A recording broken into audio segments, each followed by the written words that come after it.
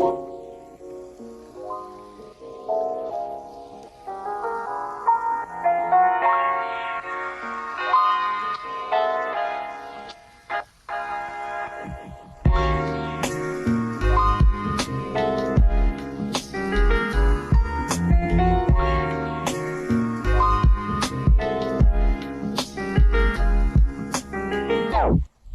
everyone. Welcome back to Young and Wifed Up. This is Gabby. And this is Marcella. Thank you for joining us today for another episode. Today, we're going to be talking to you about resilience. But before we get into the topic today, we want to talk about a few housekeeping things. So if you guys are interested in helping to support us financially, keeping the lights on, we do everything in-house. Our pre-production, recording, post-production, everything happens between mostly Gabby and Ryan. I'm just recording. I don't really do much besides so I can't take a lot of credit. But if you would like to support us financially, you can join our Patreon. We have 3 different tiers to choose from, depending on what your budget is or what you'd like to contribute as your monthly subscription. And obviously, each tier comes with different perks. Our highest tier, you get a lot of stuff. And I think our most, I don't know what you would call it, fun or exciting part of the highest tier is that you get to do a monthly video call with me and Gabby and our other queens. So there should be a link in the episode notes to our Patreon, and if you would like to support us, that is a really great way to do it. Thank you, Marcella. Yeah, so Patreon is one way that you can get plugged into the Young and Wifed Up community, and the Patreon community has grown a lot in the last month. So thank you to all of our new patrons. We're going to be calling you all out by name in our last episode for this month to thank you personally for your support. Another way that you can support and be a part of the community is by joining our Facebook group. It's also called Young and Wifed Up. Soon, Marcella is going to be going on maternity leave. She is pregnant with their 3rd baby right now. And so we are going to be going dark with main episodes starting the beginning of August. Patreon is still going to be live and active, and I'm going to let you know in the last episode of the month what that's going to look like. But in the meantime, if you're not a patron and you still are looking forward to engaging with the Young and Wifed Up community, I'm going to be hosting a book club online for the book Love Comes Softly. And we'll see if it gets hype and we have a lot of girls reading it. Then we might just keep going through the series, because I believe there's 5 or 6 books in the Love Comes Softly series. And it's a beloved story. My sister and I both grew up watching the movies, and I've actually never read the book before. So it'll be a first time read through for me, and I'd love to invite you guys to read it with me. So before we get into the topic, we're going to do a quick catch up. We haven't recorded in like a month and a half. We apologize already for our delayed recording. There's been a lot going on between sickness and traveling and just life happening. So why don't we talk about what we've been up to the past month and a half, starting with Marcella. Oh, It's been a struggle. it's been a struggle month. Yeah, we had some very weird, severe illness go through our house about a week and a half ago. It kind of trickled between everybody. So Seth was the first one to get sick, and then he actually recovered. Besides my husband, he recovered, I think, the fastest out of all of us, which was very interesting. But he got hit first, and then Eli got hit, and then I got hit, and then Jed was starting to get hit. But thankfully, because I think he's just like he wasn't around the kids as much just because I'm home with them all the time. And so naturally, it puts me more at risk of catching whatever, exposure, whatever fun things, fun germs that they like to spread around. So yeah, it was a very rough week. And then right after we recovered, we had a massive ant invasion in our kitchen. And so I No. literally had to clear out an entire section of my kitchen so that we could take care of the ants. I'm so And sorry. when you are somebody who cooks from scratch and cooks homemade meals on a very regular basis, having your kitchen kind of like upended by something like that it's just, oh my goodness.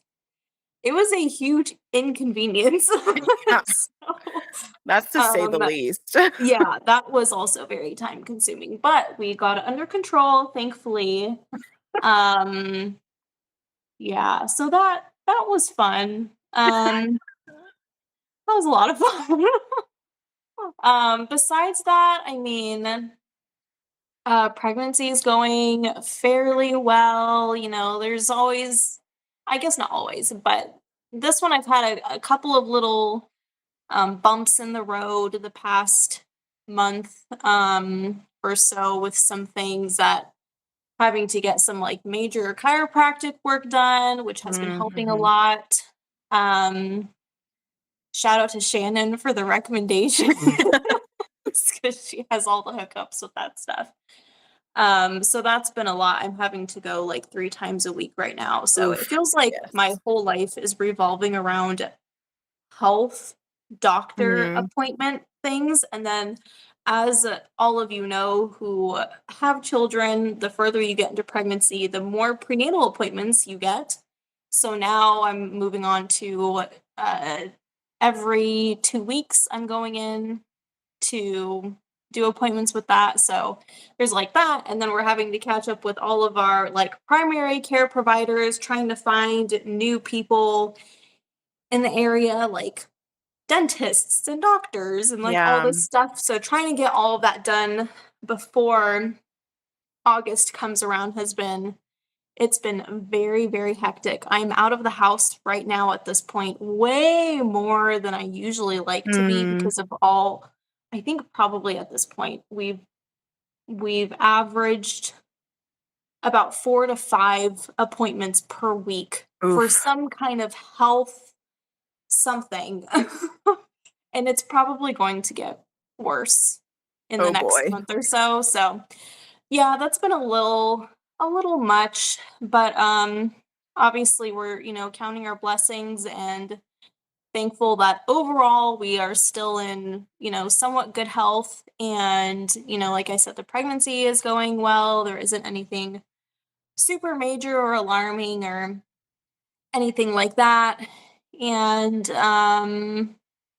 yeah, just kind of writing out the last month and a half ish before my due date and trying to do what I can to prepare. I feel like I'm I'm like very underprepared mentally for like going through labor again and birth and all that. But then at the same time, like it might just be the natural progression of having more children that you just aren't as overwhelmed with all of it because Mm. you've done it a few times. And so it's not as like the unknown is like not really as scary because Right. there is some experience you can go off of as far as what to expect with things like that. And so Right. um yeah, just trying to ride it out in the heat. That's been Oof. fun. Yeah. Yeah. I feel that, Although girlfriend. I'm not envious of the heat that you guys are experiencing over there. I was telling Jed, I feel like, and I may change my mind next month because we're still not in our hottest month. I think August is Mm. probably going to be worse. But so far, It's been the heat mild. has actually been very tolerable, Wow. surprisingly. And like the humidity is like intense. Like, don't get me wrong. It can be a bit much and a little bit suffocating at times. But what's nice about living in this area is that because you still have storms in the summer and it's still raining Mm. frequently, you have cloud cover to help Yes. like offset the heat as opposed to like what you guys have and what we had when we lived in the high desert in California was beating sun like all Yes. the time. No, it's not safe for us to go outside right now. Like, Yeah, no, I and have to, like, I wake up definitely wouldn't. super early to, like, water Yeah, my plants outside, and then it's like right. a vampire's den in here. There's no sunlight Yes. coming in at all. Yeah. Yeah. And that's like that's pretty similar to what like we grew up in, like Oh, living in the yes. high desert. I think maybe you where you guys moved to has like It's a upticked a little little bit. more, yeah, it's a It's a little little more bit intense. worse. Mhm. Yeah. But yeah, I just remember struggling way more in desert heat than I am in southern heat, which I know would not be the case for a lot of people. But for some reason, it's just like it hasn't really been that horrible. So Wow. I'm coveting that I don't then. know. Anyway, what about you? I'll stop talking about myself. Oh, no, we love it, and some of this is new information for me too. I didn't know about the ants. Poor Oh my ants. goodness. I don't who was I telling? Maybe I was talking to mom about it. No, it was bad. They were like all in all of my baking Oh, cupboards, um like a lot of all of my cooking utensil drawers.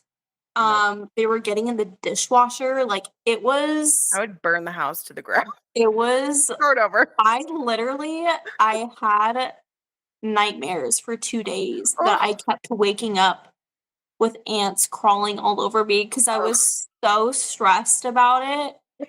But thankfully, my husband was a pest control technician for like 6 years, for True. like 5 years. And True. so we were able to kind of like take care of it at home without having to like come in with the big guns and like Yeah.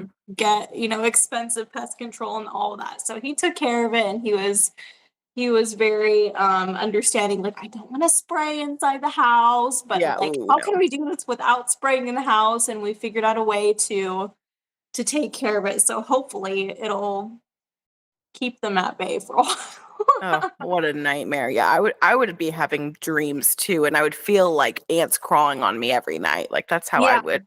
No, it's the worst. So yeah, so we were actually enjoying the northern Nevada weather this past week. We were in Lake Tahoe for a church camp, family camp. All the families in the West Coast part of our denomination were in Tahoe for a week, and we were in like cabins, and there was activities, and there was a speaker, and it was just a wonderful time. Ryan and I just left on Friday feeling so refreshed and built up by the body. And we were just really thankful for the community that we're building here and even broader, like interdenomination, the connections we were making, and just feeling really thankful to God for that. And then on our way back down, we stopped in Bishop and had a little romantic night in a nicer, like it wasn't quite a resort. It's like a resort hotel type thing, but it, Mhm. it was definitely nicer than your average hotel. Yeah. And so that was really nice. And so we got back 2 days ago in the evening, and I'm still like recovering from traveling because total we traveled 8 hours this past weekend driving. And I already struggle with like the trips from Nevada to California back and forth. Like my body just like starts to like really struggle. So, but Mhm. I actually did surprisingly well, except for I had really, really bad sickness on our way back on Saturday, and I Oh. was not okay. And like we were on a road with no service that was so windy for 2 hours. So we Oh couldn't even listen goodness. to anything to like really enjoy The or like try to stress. distract ourselves. Yeah. And so then I just ended up driving, and we were just kind of like powering through it. I had like a Jane Austen book downloaded on Audible that we were trying to listen to, but I was like so green. I just felt like so sick. But anyway, overall, the trip was wonderful. And we've been just kind of riding that high of like feeling blessed. And, we had a really good time. So back to real life. Our life is not going to be completely normal for the next month. We have a lot of visitors, like almost every day starting on Friday. There we are going to be hosting people. We're going to be hosting my parents and then my grandparents, and then we're going to be going to California for a baby shower. We're going to be hosting friends that are traveling through for a night. We're going to be hosting a pastor that's coming to preach at our church. Like we're just like jam packed with hosting, and it's all good, and I'm super excited. that we get to use our home in this way, and it's a productive home and it's a home of hospitality. But I'm also just kind of like gearing up and asking God for energy because I feel really run down today. So hopefully, like the next couple days, I can get in a lot of really good rest to prepare for the first set of guests this month. And then I don't know, another really big thing happening this week is in 4 days from now, which it will have passed by the time this episode goes live on July 14th on Friday. Ryan and I will have been married for 5 years. So it's our wedding anniversary. And we're just looking back and reflecting on our last 5 years of marriage and 6 years of being together and just seeing how the Lord has brought us closer together and closer to Him. And if you guys think to pray for us, if you guys are thinking about us or listening to our podcasts, or, if you're on Patreon looking at stuff, or if you're on Instagram and you see a post that I make, anytime you think of me, pray for me that God would give us a child. That is our biggest desire of our hearts, that we would grow our family. So anytime my name comes into your mind or comes across your phone, just take a second. And I'm asking you as a sister in Christ to take a second and ask the Lord to bless us, because that is something that we desire more than anything in this whole world. So yeah, that's basically the update from me. I'm excited to get into the topic today, and I think it's very timely for both of our situations. Yeah. It's like, okay, Lord, I get it. So we're going to be talking about resilience and what is resilience? Is it biblical? How do we exhibit and practice resilience practically in our everyday life? Marcel is going to be talking specifically about resilience in pregnancy and motherhood. I'll be talking about resilience for sick days and in homemaking and doing our duties. But first, I'd really like if we could take turns reading these passages that I have jotted down for us. These scriptures basically encourage us to persevere, to have endurance, to have this type of resilience. But first, I'm going to read this definition. Resilience is the capacity to withstand or to recover quickly from difficulties. And that's something that I think that in our world, we don't see a lot of this, strength. It's a type of strength that only God can really give us, to be able to stand firm, to withstand or recover, bounce back from trials, or even just the daily grind of like hard, monotonous life, things like ants coming into our house, or, sickness coming into the home and knocks everybody off their feet, or, long-term resilience where you have a very difficult pregnancy, or long-term with chronic illness, or you just struggle with having the motivation to get things done around your house. And it's just like this ongoing issue, or mental health issues.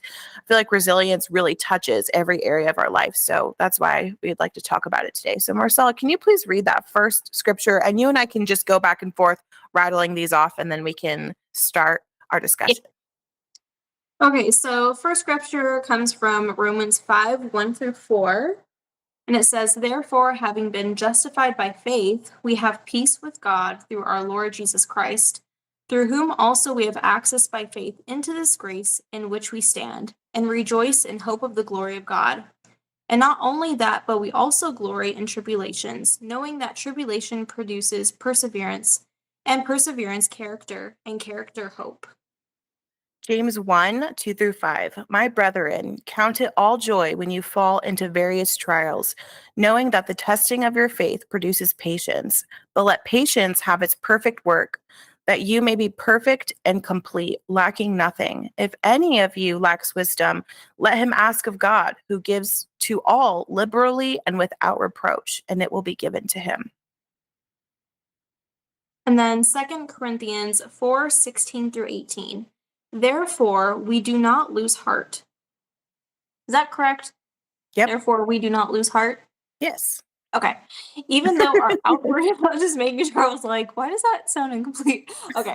Even though our outward man is perishing, yet the inward man is being renewed day by day. For our light affliction, which is but for a moment, is working for us a far more exceeding and eternal weight of glory, while we do not look at the things which are seen, but at the things which are not seen. For the things which are seen are temporary, but the things which are not seen are eternal. And lastly, specifically for women, Proverbs 31:17 and 25. She girds herself with strength and strengthens her arms. Strength and honor are her clothing. She shall rejoice in the time to come. And I've seen other translations say she laughs at the days to come, like she's not afraid, you know? Um, so let's just go ahead and start our discussion. And I'm sure these passages will just sprinkle throughout our discussion, especially this third one that you read. Um, our light affliction is but for a Mhm. moment. And I think even just that passage, we can turn off the podcast Yeah, and be done, cling on you to know? that. Yeah. Uh, in light of eternity, all of our hard days are a tiny, tiny little blip Mhm, on, like, not even a tiny, like a half of a tiny little blip mhm. in light of eternity. So, Marcella, can you talk about resilience in pregnancy? Yes, ma'am. So the biggest thing for me, and I'll try to kind of go off of this main point, is obviously remembering the big picture and the end game. And I think for the overwhelming majority of women who even have very difficult pregnancies, like once they have their baby in their arms, it's like it all just kind of flutters out the window. Like there are things that I do clearly remember about um difficulties in pregnancy, not just physically, but a lot of like battling with mental resilience. Mm, That was very discouraging, and there were times where I was like, "I don't think I can ever do this again. Like, mm, I think this is gonna be it." Like, mm, sometimes you get to a place that is just so frustrating.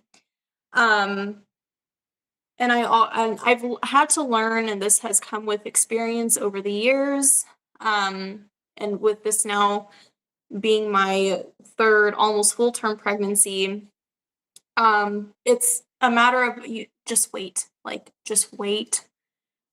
You will be feeling differently in a month or in 2 months or in 3 months, like, again, like, everything is a season, and some seasons last much longer than we would like and are prepared for, mhm. but generally with pregnancy, we can usually, know when it's gonna come to an end.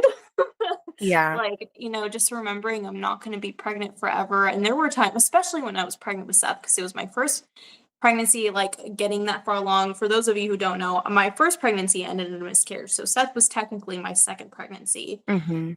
But with him, there were times where I was like, "I think I'm gonna be pregnant forever, like, this baby is not gonna come out." And for those of you who don't know, I had him at um, 41 weeks and 3 days. So I was pretty well overdue. And then with Eli, with my second boy, everybody was telling me, "Oh, he's gonna come flying out because it's the second baby and he's gonna come early, just you wait." And Eli was also a week late. So it's like, It's your fault for making it so cozy in I there. know that's what everybody tells you, that to make you feel better, and you're just miserable. You're like, You're "Oh, like, "I don't your care. room Get is this just so baby." hospitable," and it's like, "Well, that's nice, but Or my babies are I wanna stubborn. physically hold them now, okay? And I need some personal space back." 'Cause when you're pregnant, like, personal space does not exist, especially when, like, fetal movement and everything starts kicking up in the 2nd trimester. and even more so in the third trimester. And then when you have multiple kids on top, that's like either your kids outside of the womb are touching you all the time, or the one that's inside of your womb is also like elbowing and kicking and like doing everything. So it can be very, very, very overwhelming. Um, but I think maybe this one also has not felt as like overwhelming again with the Hmm. years and with, this being my third full term pregnancy and all these different things. You come to a place one where you are just too distracted to even remember that you're pregnant most of the time. So there isn't as much time to kind of sulk into Hmm. like the physical inconveniences that come into pregnancy. Because I feel like with Seth, I had a lot more time to just kind of like, oh, I'm so miserable. And like, I don't Yeah. think this pregnancy in particular is much different than my first one.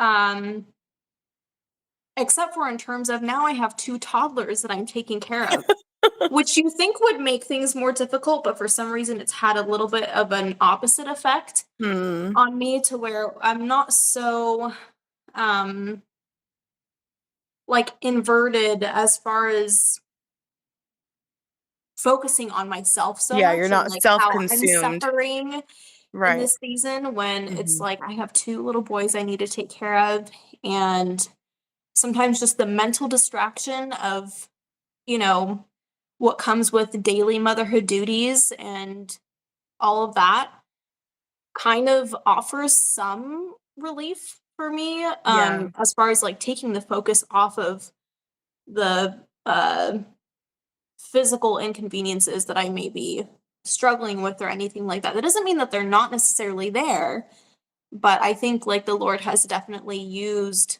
the fact that I do have like multiple other people now to be taken care of, and they require I mean, you guys know toddlers require so much attention. I have two of them and they're both boys and they have so much energy, and like it's like snacks every hour, and it's just like somebody always needs to eat, and why do they always need to eat? I don't know.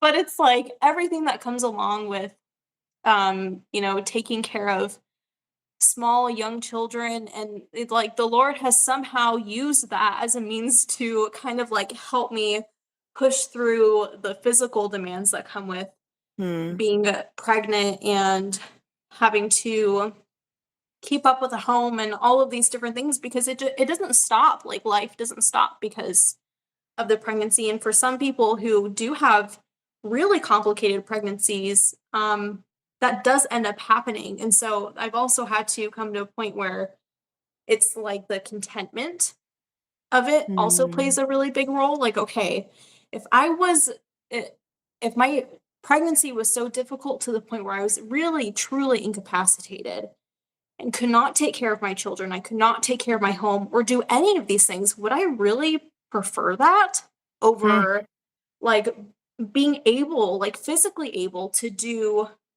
almost everything that I was able to do pre-pregnancy? Obviously, naturally, pregnancy forces you to slow down. You can't, Yeah, like, your take more body can't breaks. quite keep up as Yeah. much as it did before. It's, it is physically exhausting and all these different things. But yeah, I can't help but think like, okay, what is the other option? Like if well, what would my other options be? And I feel Letting it like all it burn. yeah, and so I feel like having gratitude even in this helps so much with pushing through Mhm. um those 9 difficult months. And each trimester brings on a different um like exasperated symptom. Like you may struggle with very severe morning sickness in your first, maybe even throughout your second trimester. And then some women have just a super short window of feeling normal in the second trimester, Yeah. and then it goes right into your third trimester and being exhausted and huge, and you have this huge belly that you have to like kind of Mm. maneuver around and all these different things. Um, so, thinking about, okay, what are the alternatives to this? Either I'm worse off than I am now. Or I'm not pregnant and I'm not expecting Mhm. another blessing in Yeah. my life. And so I feel like gratitude really does cover a lot of things, like when I'm discontent and kind of ruminating in that sort of sin, it really does, like, it makes things so much more difficult, and I don't even think we realize, like, our thought life and taking every thought captive as Mhm. far as that goes can even, like, have, sometimes physical manifestations, like, the more I dwell on that stuff, it's like, I'm feeling more tired, and I'm Mm. feeling more like my body's just so run down because it's, it's so hard to explain, like, how all of it is so connected and the Lord really, like, was wise to make us this way, and there's a reason why, our thought life really, really matters, and to not get run away with things like discontentment and, um, trying to be thankful and thinking on those things really does help with pushing through even the physical exhaustion and all that stuff. It really does all kind of play a part Yeah. altogether. So, um, yeah, there's obviously other things when it comes to like motherhood generally, but why don't you talk about resilience for sick days? Yeah, and I I feel think like there some can of be a lot of like crossover. yeah, that's what I was gonna say, like, some of these things, like, if you're having a really hard season of pregnancy where you're like, physically ill and you Hmm. can't get out of bed or, you're really struggling, some of these things can apply to you. So, there will be many times when we find ourselves having a sick day, quote unquote, like, whether it be a flare up from a chronic illness you may have or a virus sweeps through the entire family and then it finally gets to you, or just a rundown body from a long week. I know a lot of people can relate to even just like adrenal fatigue, even if you don't struggle with chronic illness, maybe you're just having, your hormones are really messed up, you had a really long week and you're PMSing, there's various Hmm. reasons that our bodies can start to run down. And so these are the things that I would encourage you to consider when you're having those sick days. I myself have had my fair share of days that turned into weeks, that turned into months, and these are the kind of the things that God has taught me through that, because like you said, when you're pregnant, there's still people that have that count on you, even if Hmm. it's just one, even if it's just your husband. Hmm. And I have to have that perspective too. When I'm sick, for whatever reason it may be, I still have duties and I still have things that people like I have things that only I can do, and so there's a type of resilience that you have to have, including asking for help. So first, but premise, we always encourage women to take care of their bodies, to rest and take breaks when they are able, and to consider how we can prevent sick days or flare ups by taking better care of ourselves and by lessening the load that of things that cause unnecessary stress. So, what do I mean by unnecessary stress? Things that are optional. So, your kids are not optional. Yeah. you know, Taking care of your family, your husband, things that need to get done. That's not optional, right? But we know what's optional, extracurricular activities, going to every single, homeschool event, going to every single church event, even if you're really, really sick, those sort of things cause unnecessary stress on our bodies. And we should consider what things that we need to cut back on if we are constantly getting sick or we're constantly getting flared up. But when those days do come, there's a level of resilience that we must ask the Lord to equip us with. So that's the first thing I would say, prayer. Prayer is very powerful. I feel like Christians, we often just say it as a cliche, like, oh, just pray, pray about it. But genuinely, like if you are a Christian and your faith is in Jesus Christ and he is your Lord, then you have access to the Father, right? And we can ask the Lord to help us and to give us virtues and character traits that can help us through these hard times.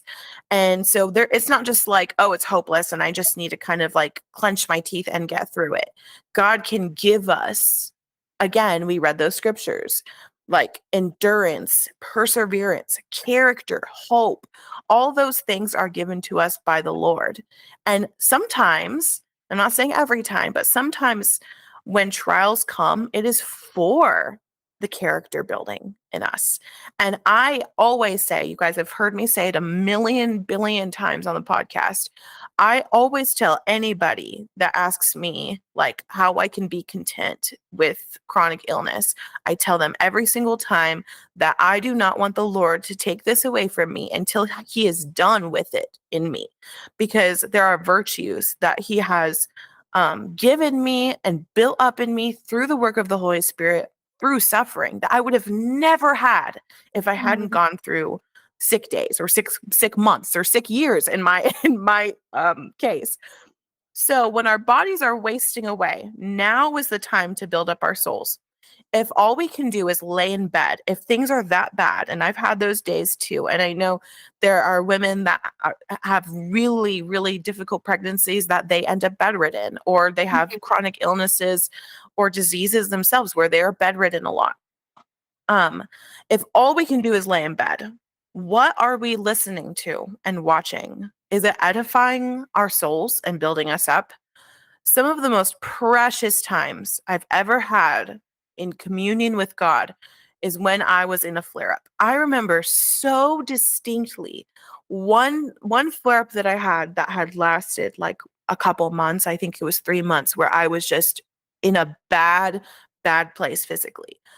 I was like, my spiritual health was so built up in like in during that time, because I had been kind of redirecting my attention from like doom scrolling or binge watching movies every day. You know, there were days where I did, but like it wasn't, I had shifted my focus to like, how many books or how many sermons or how much time in prayer do I get to have now? This is special.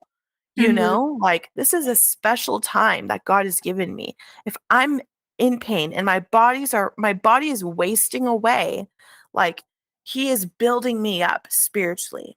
And so in that scripture, 2 Corinthians 4 that Marcella read, even though our outward man is perishing, yet the inward man is being renewed day by day. I really took that on in that time where it was so bad that I was useless. I could not do anything.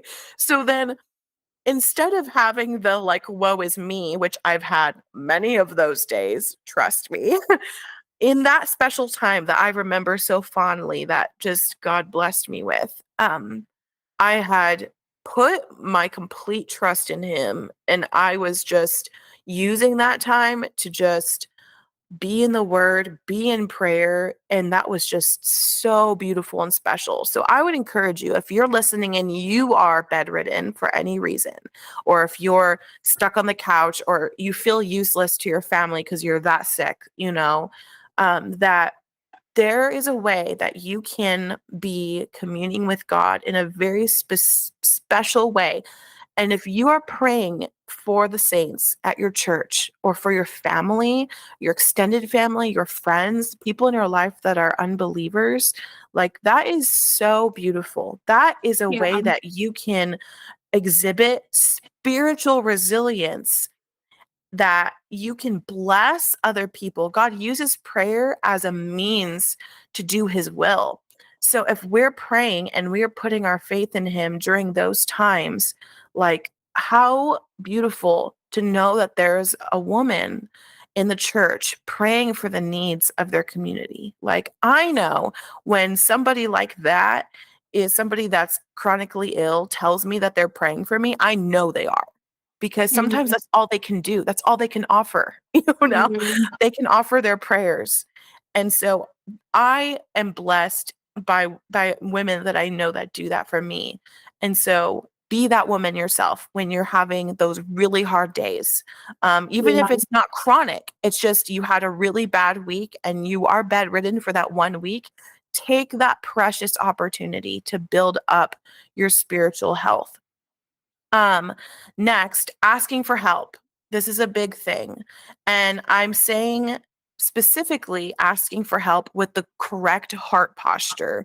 That takes a lot of strength and a lot of humility. Let others bless you and take care of you while your body is down. And that's not limited to your husband. I do believe that in if you are married, that your husband ought to be the one to primarily take care of you when you are ill or sick, or in a flare up. And I think that that's a way that his husband is laying down his life for his wife. But I also know that there's circumstances where the husband cannot be there while the wife is ill and sick. And because he works, he commutes, he might be gone 10 hours of the day or so many days of the week. And you do need to ask for additional help. Use the community in your church, like the women in the church that are stay at home moms, that are older women, that are empty nesters. Those are like the best assets to the church body because those of us that stay home, we have the ability to cook a surplus to help with covering meals. We can help with like picking up, medicine or anything. Like whenever I've been down, it was the women in the church that came around me primarily. And it was usually like moms with little kids that just made a double batch of whatever they were making that night for dinner, or older women that were able to do even more because they don't have little kids at home, right? So Mhm. ask for help. And I would say if you're not, we always say this, if you're not in a church community, this is something that you're missing out on. You're just totally missing out on it. A good, solid, small, intimate community where you're taking care of one another is just so golden and can help you. So having Mhm. resilience sometimes is being humbling yourself, knowing you cannot do it all right now. And, your husband can take some of the load, but even at some point, like he could burn out, and he Mhm. needs help, you know, Mhm. that's when we should, all right, let's get our feelers out there, send a group text. Hey, I'm struggling. We're struggling here. We need additional help. And I guarantee if you're in a good church with people that love you and care about you, somebody is going to answer that call and help you. Yeah. And if you're not, then I would say, I would really encourage you to consider talking to your husband about what that would look like for your family to join a church community. Um, okay, this is another side of things. If you are able to do helpful things for your family, even if it isn't your normal, like 10 performance, your ideal performance, still do those things well to the glory of God. So, say like you're not bedridden, like, where I just talked about one extreme, but then there's kind of like a middle ground where, you're struggling, but, you know that you can do some things. Do what you can do excellently, and do it to the glory of God. If that's all you can do, if all you can do is a load of laundry and dinner that day, like praise the Lord and thank the Lord that you were able to do that. And every day that you get better, if you see a trajectory of health, then start adding more things onto your plate slowly until you're at your peak performance again. And I Mhm. have various levels that I'm just like a pro at this point. I know my body so well where I'm like, you know what, this is just a morning routine week. I'm Yeah. just I'm doing only the bare minimum. I'm not doing any zone cleaning. I'm not doing anything extravagant in the kitchen. And then I have a bunch of middle grounds, and then I have like the top performance where I'm like superwoman, right? And I feel like I can do it all. So you have to really be in tune with your body and also be honest with yourself, okay? This is another side that maybe people aren't ready to talk about, that struggle with chronic pain or morning sickness or things that are just kind of ongoing. Be honest with yourself. If you are prone to idleness and laziness, Do you take advantage of the time that you're not at peak physical performance and use it as an excuse to sin and be idle? Do you like indulge yourself in it? Do you what's the word that I'm looking for? Um yeah, indulging yourself. You're okay with it, and you maybe like milk it a little bit. Mm. Okay. I'm not saying that this is every single person, okay? But we know if we examine our hearts and really take a look at our hearts, because our hearts are wicked and deceitful, you know, um, there is a temptation. There is a temptation. We are all tempted by these things in various capacities. Choosing to clothe ourselves with strength and honor, as the proverb says, that we read, can fight those temptations. We need to fight those temptations to be lazy and idle and combat it with strength. And you don't have to clench your teeth and get through it, like nobody's telling you to hurt yourself or to do, but we all know our capacities. And sometimes we just need to try and see, like, am I able to do this? Sometimes we let a lot of fear um come our way when our bodies are weak and we think, okay, well, I'm not going to do anything then. I'm just going to lay and watch TikTok or, binge watch TV or, I'm just going to put the TV on for the kids for 3 days straight. I'm not going to do anything. I'm going to let the house go to crap. I'm not going to cook. You know what I mean? Like Mhm. there's varying degrees that we can fall into if we're not at peak performance. And you know what?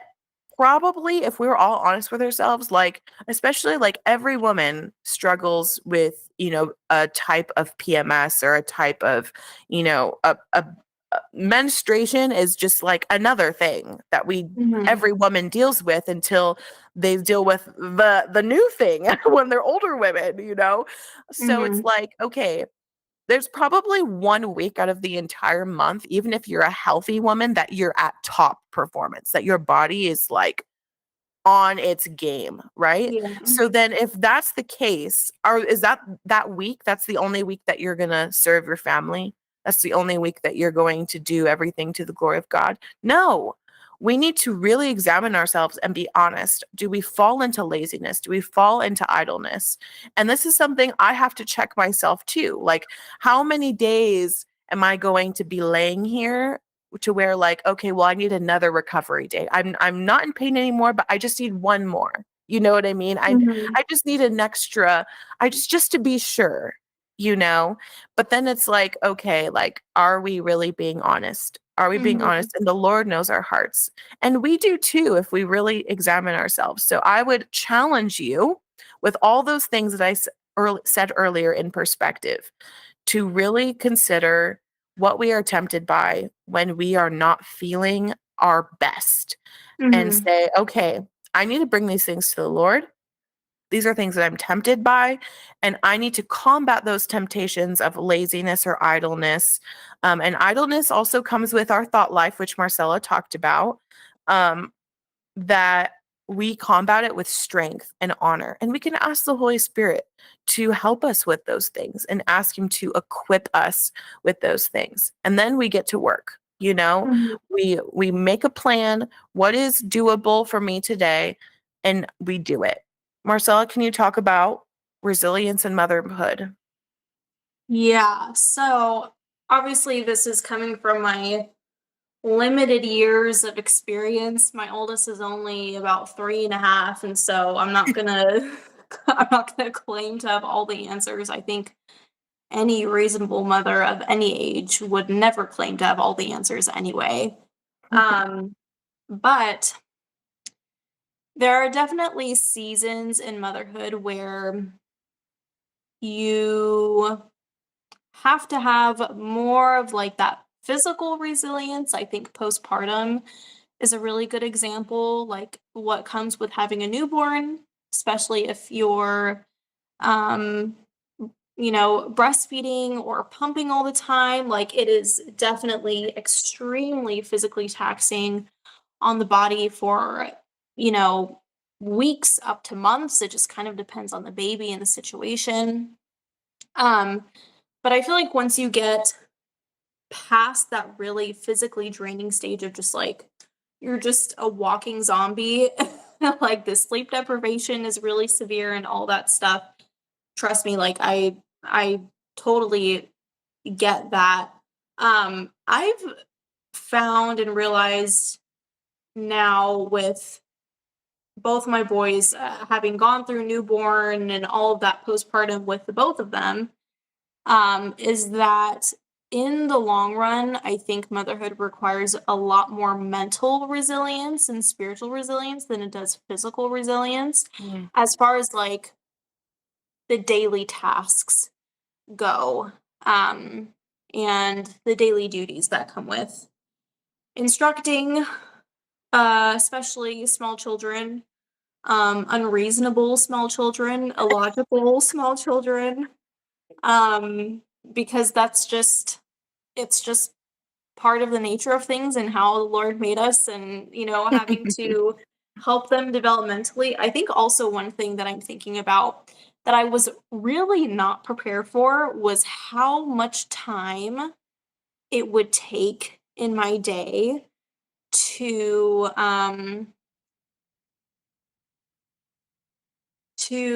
resolve sibling conflict. I Mhm. was not prepared for that. Especially this past 6 months to a year, I would say. It's been very interesting to see with both Seth and Eli because they're very close in age. Teaching them, like, and instructing them and disciplining them on what is the good and kind way to interact with others takes up way more time in my day than I realized. And, obviously, that will come in waves. I'm sure our mom had to deal with lots of Oh, our yes. sisterly conflicts. Um, and obviously, if there's just constant fighting all the time, I don't think that's normal. If you've been dealing with that for years and years and years, I think there's like deeper issues that run if it's your children are constantly fighting and there's like absolutely no reprieve from it. Um, but the mental resilience is definitely a big thing. And there was one of the, let's see,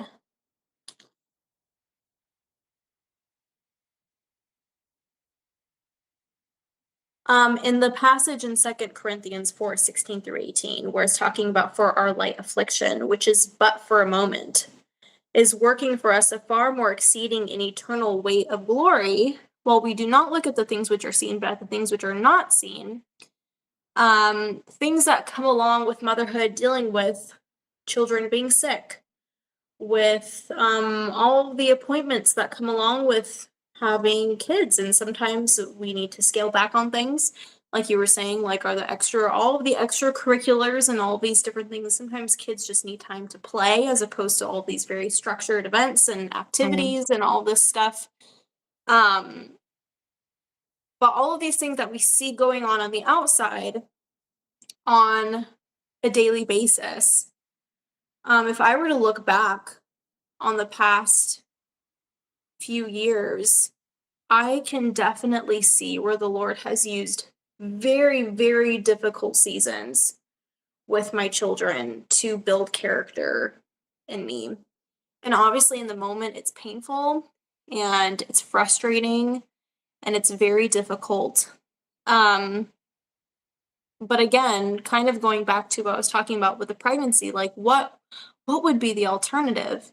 Like, would I prefer the type of person that I would be had I not gone through that? Would I Mm. prefer the type of character that I would have had I not, dealt with those things with my child? Because I think there are a lot of times where it's not the children that is causing the issue, it's our own sin that's getting in the way and it's making it way more difficult. We Mm. make it more difficult for ourselves. Um, and we just blame it on, oh, the kids are just too much for me and I just can't handle it. And it's just like, oh, it's just it's too much for me to do, and I just like there's no way that I can be patient in this circumstance. There's no way that I cannot be angry or not yell or not lose my temper or to not be irritated or sarcastic with my children. But the Lord always provides a way out for Mm-hmm. us in those circumstances. That's something that I think we really need to lean on.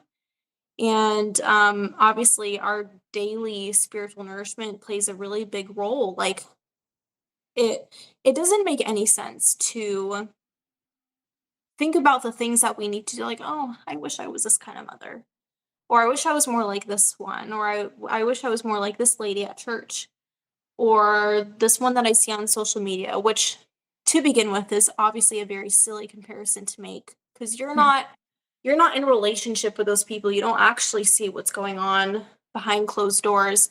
But it's really silly to say, oh, man, Lord, why can't you just like make me more like this person or more like this mother? But you're not willing to do the difficult things that it requires, which may mean going through mentally straining things with your children and what like the daily routine and the monotony, especially if you're like a stay-at-home mom, the that sort of like mental frustration of feeling like you don't have enough variety in your week or variety in your day because it's just the same routine over and over and over again. Like there's so many different areas of motherhood that can cause that mental frustration and exhaustion.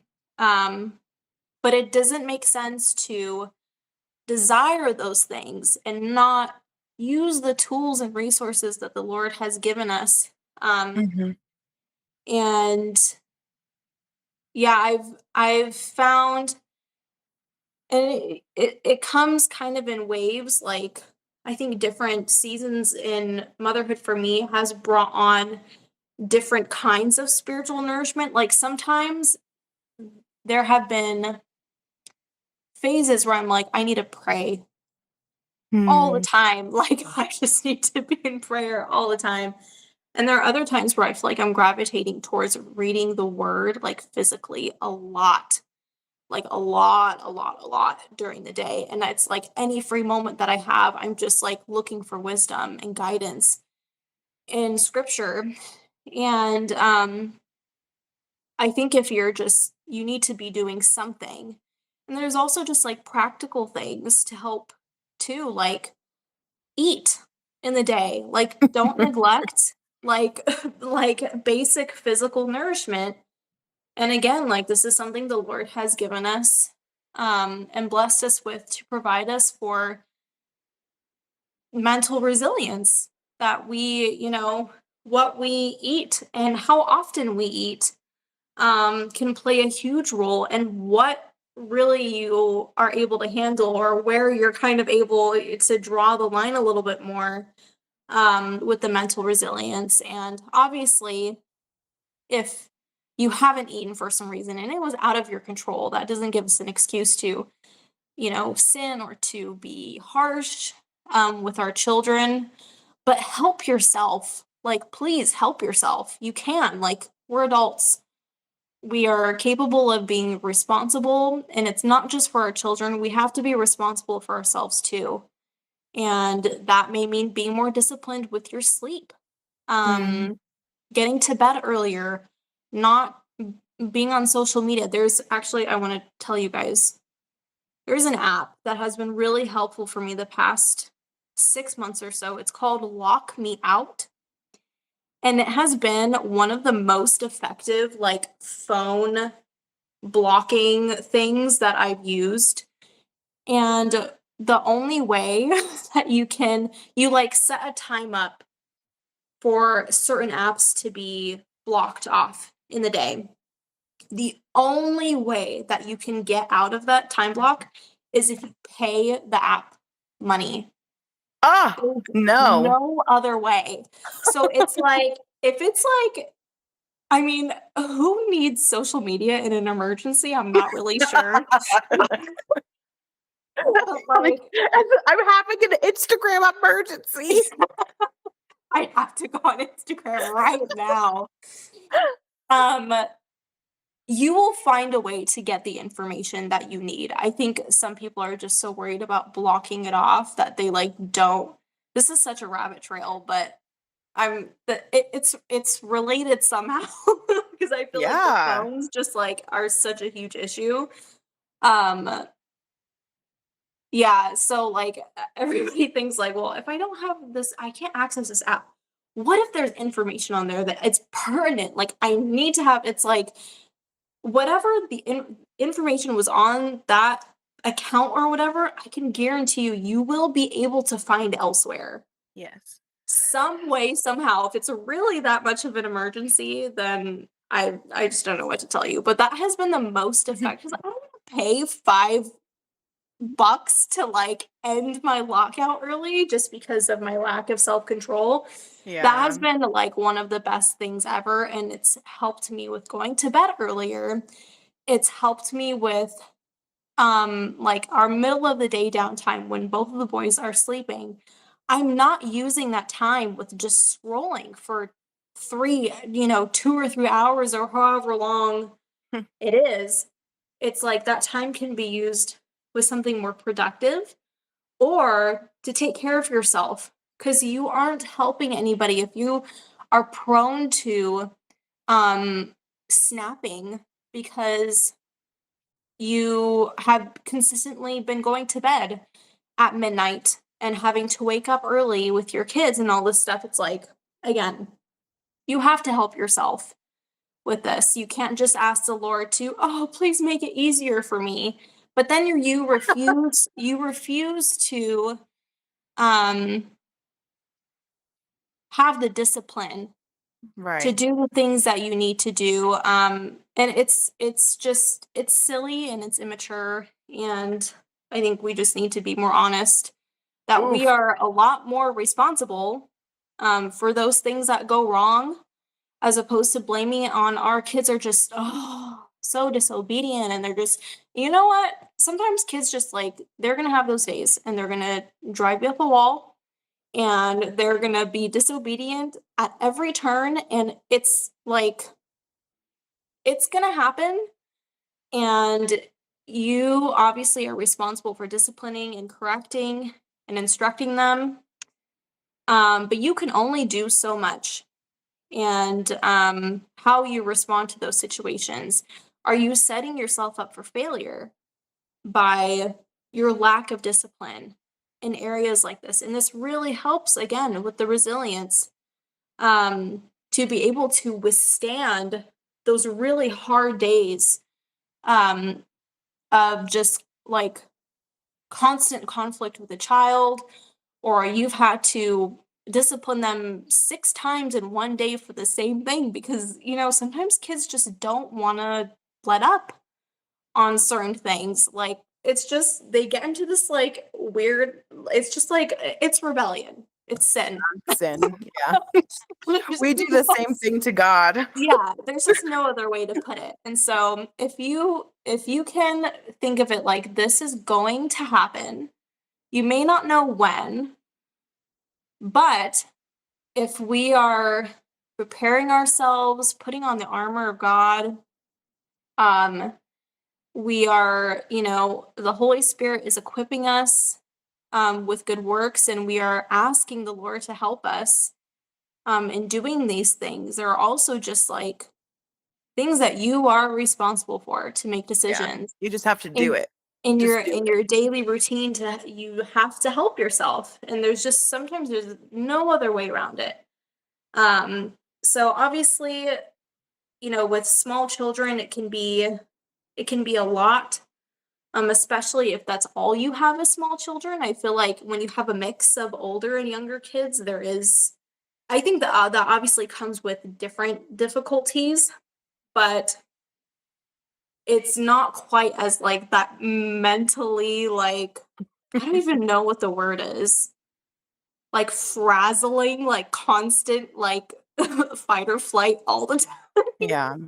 that you're in with very young children and just remembering like the days are long but the years are short and that perspective can change a lot too like hopefully if you are doing what you need to do as far as instructing your children and being diligent with that, that you aren't going to have a 10-year-old who's throwing 2-year-old tantrums. Like it's not supposed to be lasting forever. Yeah. And so, yeah, You have that's a book reco for the moms oh yeah, too. yeah, yeah. Emma's for Mama by Abby Halberstadt. She talks a lot about this sort of thing. That difficult things in motherhood are something to be embraced for multiple reasons. And she also just has a lot of like practical advice in her book, kind of on different stages of motherhood and what worked for her. And I found it to be very helpful and edifying. And she's also coming out with her second book. What is the title again? It's like hard is not bad Yeah, or hard something. is not the same Hard thing is as not. bad. Yeah, It's like yeah. one of her Taglines. like popular taglines. And so I'm sure she'll like delve more into that with her second book. But yeah, it definitely kind of gives you a little kick in the rear end that to not like get yourself into a place of constant victimization in Hmm. motherhood. And it's really easy for us to fall into that, especially with very small children. And it, like I said, mentally exhausting. And then if you're pregnant on top of that, it's just like kind of, it seems like all the odds are just like stacked against you. And it doesn't have to be that way. So there are like spiritual habits we can put into practice. There are physical habits we can put into practice. There's a lot we can do for ourselves. And again, kind of like what you were saying, we have to examine ourselves honestly with integrity and saying, like, what am I prone to doing?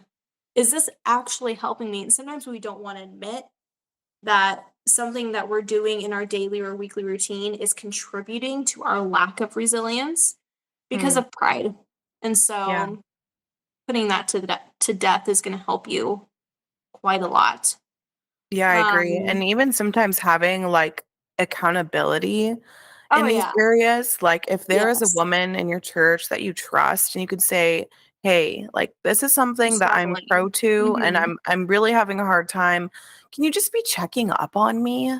Yeah, And like asking like, "Hey, like how's your routines been going? You said you wanted yeah, to have a new routine for your family or how is this new, how is your are you consistent with your discipline with your children?" Like all the things yes, that end up stacking, like is there somebody holding you accountable? And it doesn't always have to be an older woman. The only reason that I say that is because of what Titus 2 says about the older women teaching the younger women.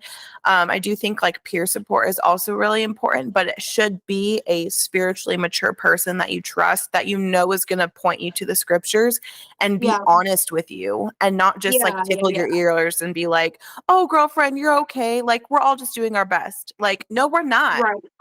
Yeah, yeah, yeah. We're Like, not there's doing days our we're not best doing our ever. best. Yeah, and there may be some situations with this where it's truly like a logistical issue. Yeah. Like something that you need to talk to your husband about and being like, I am very overwhelmed by this one specific area with the kids or with the home, which we're going to talk about resilience and homemaking in a second. Mhm. But talking with him and being like, this isn't working. And maybe you have genuinely tried different things and it's still just like, it feels like it's crumbling. Yeah. It may just be you need somebody else to bounce ideas off of to kind of Mhm. figure out again like that practical logistical side. Is it something in the routine that we need to change? Is it something that he can help with taking off of your plate? Is it something like if you're talking to an older woman and she has more experience with, okay, well, you might want to try this instead. It doesn't sound like this is really working out this way. So, again, I think it's easier for us to err on the side of, well, it's just I'm doing the best I can and it's just logistics, as opposed to like it might just be my own pride and I'm not doing what I actually need to be doing and it's a lack of discipline. But that's not to say that there are times where the intentions are there, you have genuinely tried everything that you could possibly think of to help yourself. in overwhelming circumstances. And it's like your resilience is slowly breaking down, like each day over this one specific area of your life. And sometimes it just takes a second opinion and a second Yeah. set of eyes to kind of look at the situation from an outside perspective and to Mhm. say, well, it doesn't look like you've tried this. So let me make a suggestion. Let's, it has to be a trial and error thing. So it can go both ways.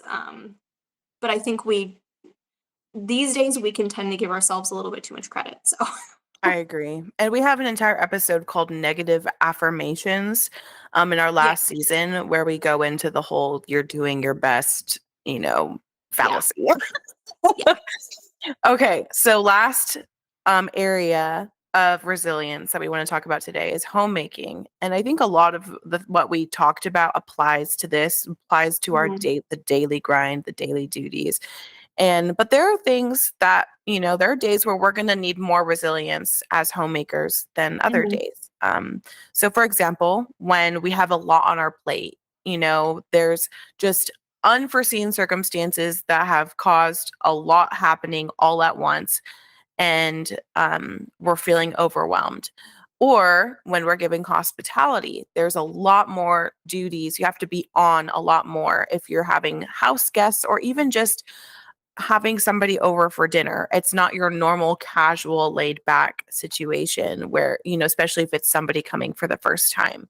Um yes, when we have house guests and we have people stay at our house, that's another level of resilience and more duties that we have to take care of.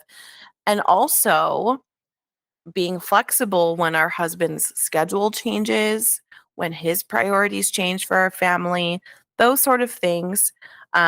We need to consider how we can apply resilience, perseverance, and endurance to these situations. So, in those days that are particularly difficult, are we leaning on the Lord's strength to pull us through, to work hard, and to accomplish our duties with excellence? Or are we just leaning on our own, just pull yourself up by your bootstraps kind of attitude? mhm, Because if we are only leaning on our own strength and we are not going to the Lord for help and we're not in our Bibles constantly, regularly, then mhm, we're leaning on our own strength and our strength is mhm, insufficient. It's just flat out insufficient.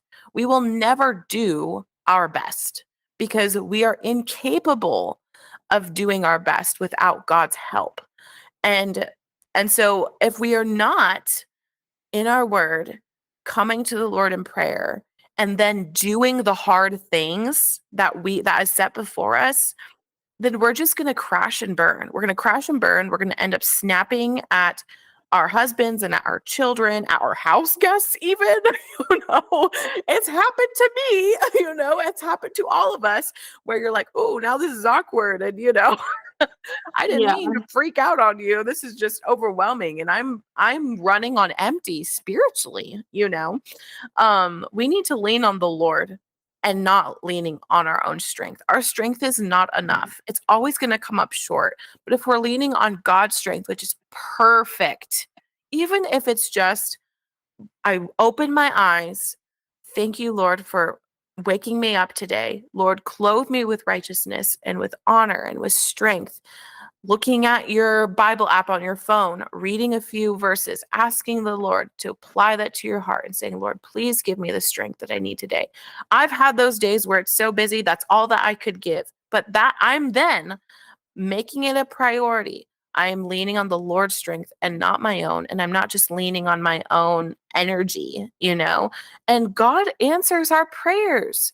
If we come to Him like with soberness and integrity and we're genuinely asking for help, like God does not withhold any good gifts from his children. If you are genuinely asking for wisdom, God is gracious to us. He will give us that wisdom and equip yeah, us.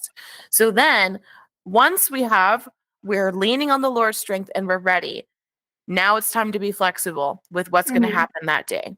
Okay. Sometimes it happens midday. You get a call from your husband, I'm coming home early. And you're like, the house is not prepared for you to come home early. I had all these plans. I have to do all these things like before you can come home because you're going to get in my way, or, the kids are crazy and I need to get them under control, or I look like ratchet and I need to look okay, or somebody calls you and says, "Hey, I'm in town and I have nowhere to sleep tonight. Can you host me?" What are you going to do? Are you going to turn them away because you're like not flexible and not willing to adjust your plans? You're like, "Well, today I was going to make 5 different sourdough recipes. So no, I'm not going to have you come into my house." Of course I'm being ridiculous and saying the most outlandish things right now, but we know when those days happen where it requires an abundance of flexibility, and I'm talking to myself because I am not the most flexible person. I am type A to the T. Like when I make a plan, if nobody else gets in my way, the plan will happen and I can get it done. I have no problem with motivation. Not one. I do not have any issues with being motivated to get my tasks done. But if something comes in my way, whether it be sweet husband, comes home or he's done early or he wants to talk to you in the middle of the day or those sort of things, then it's like, what are you doing? You're interfering with my plans, with my thing. We're not willing to reprioritize. Or when last minute guests come, or there's abundance of things that could come in my way, it is very difficult for me to be flexible and change my priorities. So that's something that I'm really trying to work on. A way that we can do this practically is by adjusting our schedules and to-do lists when bigger I'm so sorry. priorities. What's happening? Jed came back. I'm so sorry. Jed came back in the house and let a couple of huge moths in here, and now he's. Oh, I'm so sorry. talk about stealthy. husbands changing the priorities. Wait, this is one right there. Okay, well, this is a great practical illustration. Jed must get the moths out of the Chatham house. We are adjusting our priorities. It's okay if you see him in the background. The serious thought of Marcella being a champ, trying to focus on it, but inside she was terrified. Yeah, she looks terrified to me. Either way. So what I was saying is if you have a plan for your week, for your day, for your month, for your hour, your second, that something comes your way and now you have to adjust, we need to be flexible and have resilience and be patient with whoever is getting in our way, interfering with our plans, and consider, you know what? This is what God wants me to do instead. And that's happened to me so many times where it's like, okay, I've given my day to the Lord. I'm doing great. I did my devotions. I made my breakfast. I had my coffee. I'm ready to tackle my day of homemaking.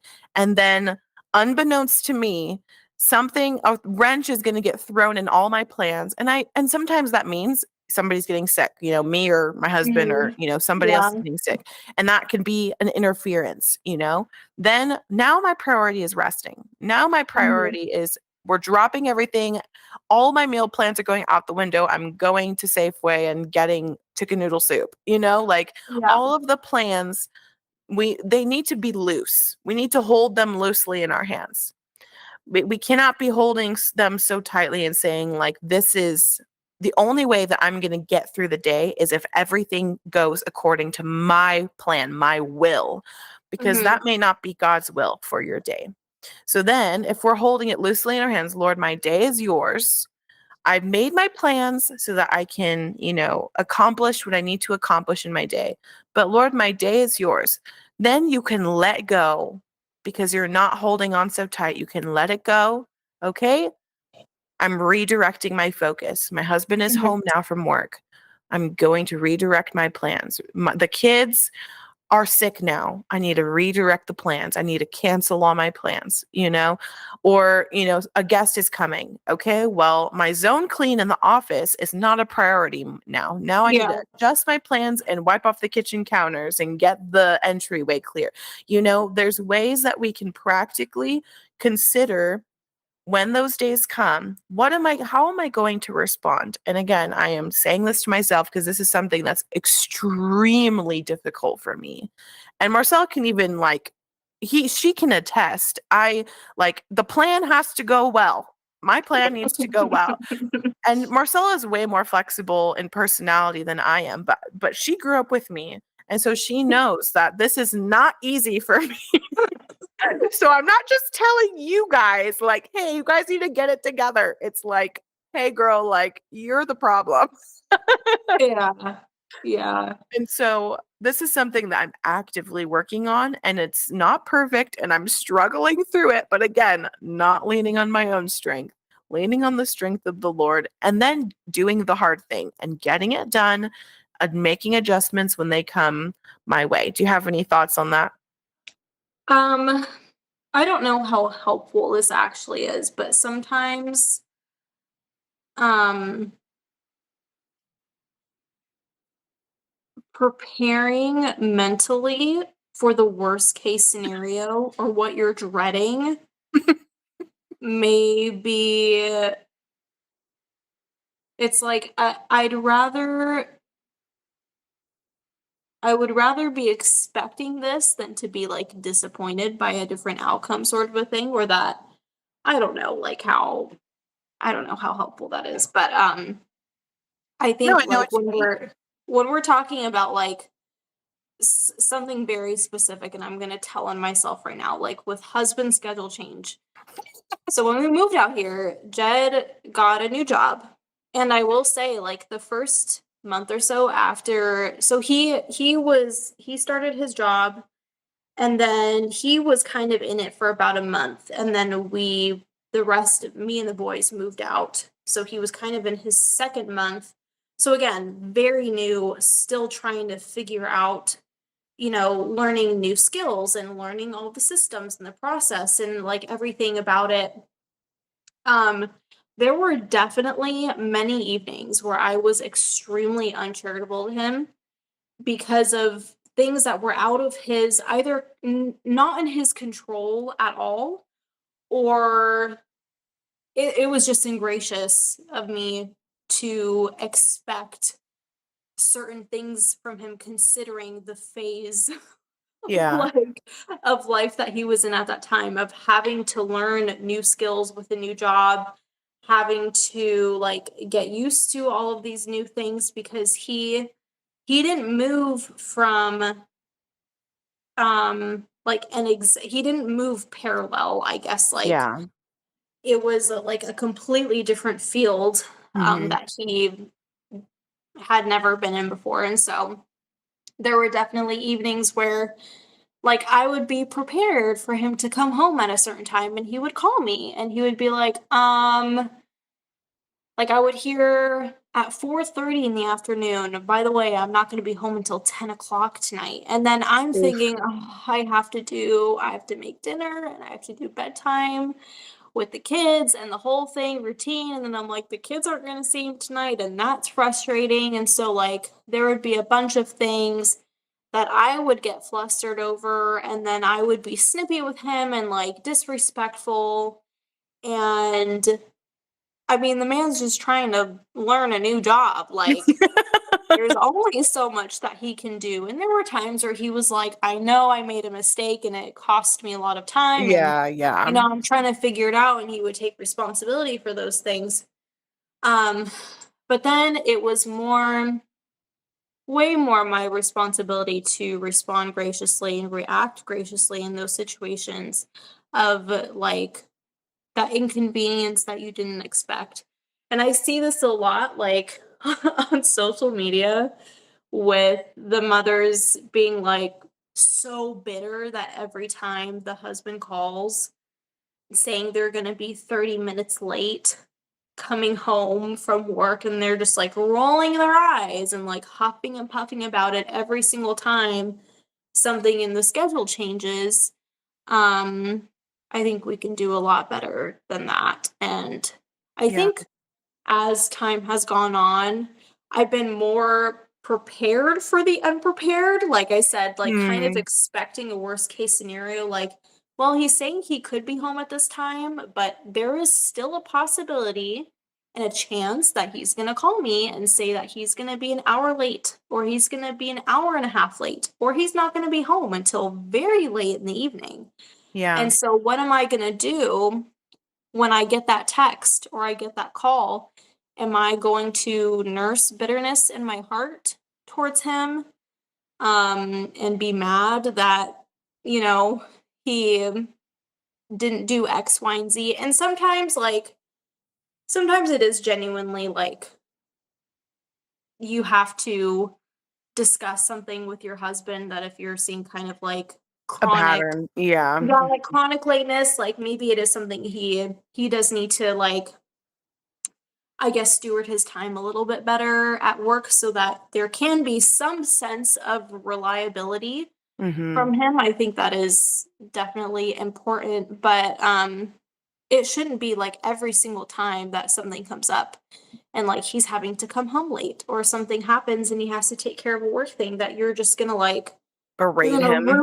you're gonna ruin the rest of your evening of what could have Yeah. been a perfectly fine evening, even if he's getting home late. Like there were times I was heating up his dinner at 10 o'clock at night because that's when he would be getting home. And also trying to put myself in his shoes, like he's probably worried that he's making me mad by being late. Mm-hmm. And so he's stressed about that. He's probably stressed that things didn't go well at his job. And he probably hasn't eaten in 12 hours because he hasn't had time. So there's like all these things of like having to think of others and the inconveniences that come along with that specifically, I think like really speaks to me is like the husband schedule change. Because there was a lot of trial and error with that over the past 6 months, especially when we first moved out. But yeah, with generally like homemaking stuff, you have to be willing to be disrupted and to be okay when you're disrupted because it's bound to happen. Like unless you're living by yourself, and there's nobody else around to kind of like throw a wrench in your plans, like it's going to happen, whether it be, you know, like you said, your husband wants to talk in the middle of the day when you were trying to work on something that needed your focus or something, and wanting to set that aside, knowing that he's more important, having to stop to discipline your kids because, you know, they're being disobedient, or to let them be involved in something that you're doing, which is going to take more time for you to do your task. um, it's just we have to be a lot more flexible and gracious because the home is obviously not there just to be a house. Like it's a home because of the people that are in it and the people that we love.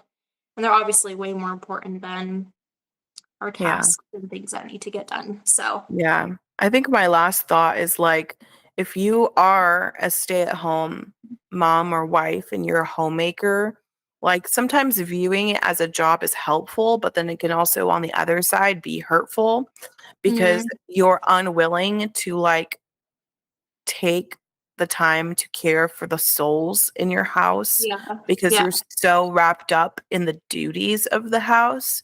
And it's Yeah. like your first duty, if you're a wife, your first duty is to like love and submit to your husband and to be his helpmeet, which we're taking an entire episode to talk about at the end of the month. And if you have children and you're a mother, your first duty is to take care and love and discipline and disciple that child. So if either of them, husband or child, gets in your way of your job, right? Your job of the home, which is still important. And I still do think that viewing it as a job and taking ownership of it is really good mentally for a lot of women to be motivated. And it helps me. But then if I forget, like what you said, it's a home. It's not just a house where there's duties happening, where there's work happening. No, it's love, there's patience and grace, and there's the gospel in your house. Like all those things take precedence. Like Yeah. it has to take precedence. And that's the kind of resilience, that's godly resilience, where you are able to lay down your interests for the day or the hour, you know, and look to what the better thing, the good interests, the godly interests of discipling and loving our family and serving them and taking care of them. Because don't we want the same for our husbands when they're here, when they're at home with us and they're off their job?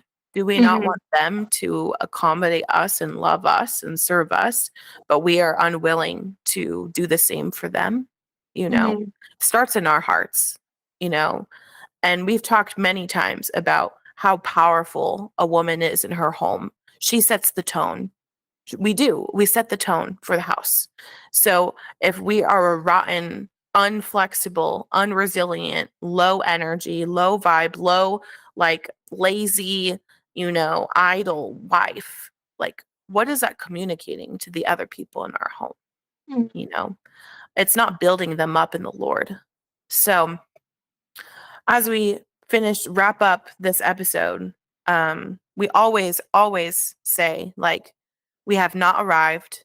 This is an issue. Again, Marcella shared a personal example. I shared some personal examples of ways that we fall into a lack of resilience, a lack of perseverance and endurance. And, we need accountability. We need help for these things so that we can better love God and love neighbor. And our closest neighbors are our family members that live in our house with us. So if you have any thoughts on today's episode, if you're a Patreon member, comment on our Patreon audio or video and let us know what you thought about this episode. We can talk about it more on Facebook and Instagram. You're also welcome to give us your thoughts and comments about resilience. And we have a fun rest of the season prepared for you. Next week, we're going to be unboxing or unbagging our bags, and it's going to be on video and audio, so you'll have multiple ways to see that. And we're going to be talking about that. We're also going to be talking about traveling with less stress. And then last episode of the season will be on being a helpmeet, which we touched on a lot today, but we're going to go even more in depth, practical. How do we be a helpmeet to our husband? So we hope you have a wonderful week with your family and that you are motivated and edified by today's conversation. Bye, guys. Bye.